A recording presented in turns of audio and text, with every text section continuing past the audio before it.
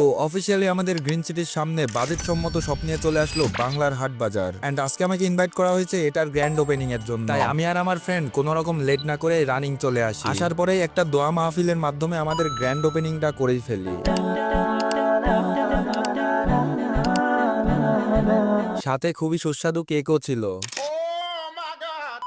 দেন এইখানকার ওনার মিস্টার শাহানুর রহমান ভাইয়া আমাকে পুরো শপের মধ্যে কি কি প্রোডাক্ট আছে সবকিছু দেখালো। আর আমার ফ্রেন্ডের কথা তো বলবোই না, তার অনেক কিছু চয়েস হচ্ছিল, কেননা এখানে ওভারঅল সব ধরনের প্রোডাক্টই আছে। এন্ড প্রাইজের কথা বলতে গেলে অন্যান্য শপের চেয়ে খুবই কম।